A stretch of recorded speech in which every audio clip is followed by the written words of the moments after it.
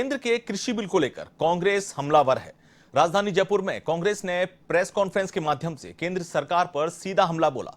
इस दौरान मुख्यमंत्री अशोक गहलोत ने केंद्र सरकार पर जमकर निशाना साधा। उन्होंने कहा कि जब से केंद्र में एनडीए की सरकार बनी है तब से ऐसे कानून बनाए जा रहे हैं जिसके चलते आज देश के सभी वर्ग सड़कों पर हैं। गहलोत ने कहा कि ऐसे कानून केंद्र सरकार बहुमत के आधार पर थोप रही है।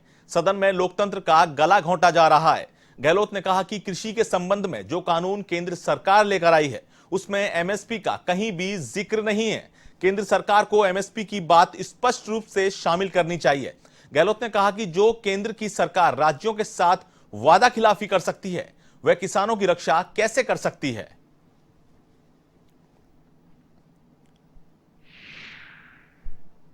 ये तो पूरे देश के किसान खुद स्टेक होल्डर थे, किसानों की भागीदारी थी। बगैर उनके संगठनों से बात किए हुए, बगैर व्यापारियों से बात किए हुए, जो 40 साल पुराना कानून था राज्यों के अंदर और 40-50 साल लगे कृषि मंडियों को जमने के अंदर, उनको आप एक झटके के दो उखाड़ फेंकने का निर्णय कर लो।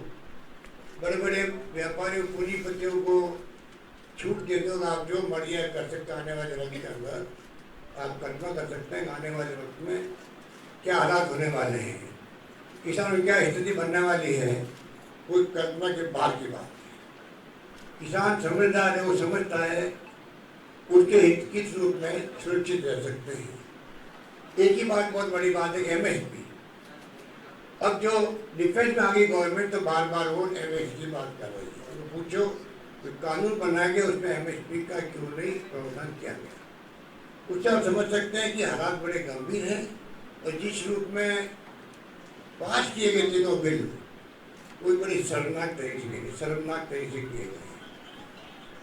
बात नहीं सुनी गई, डिवीजन नहीं करवाया गया, हाउस के अंदर कभी होता नहीं है ना। रिजोल्यूशन कोई प्रस्ताव रखे, हाउस के अंदर अमेंडमेंट रखे, कोई चर्चा नहीं। इस रूप में आज ये बिल पास हुए हैं। बिल की क्या सैंक्टिटी आप समझ सकते हो। इसीलिए हमारे तमाम विरोधी पार्टी के नेताओं ने जाकर राष्ट्रपति महोदय से बात करी कि आपको चाहिए आप इन्हें दस्तखत नहीं करें। और पूरे देश में एक बहुत बड़ा आंदोलन खड़ा हुआ है, आप सबको मालूम है।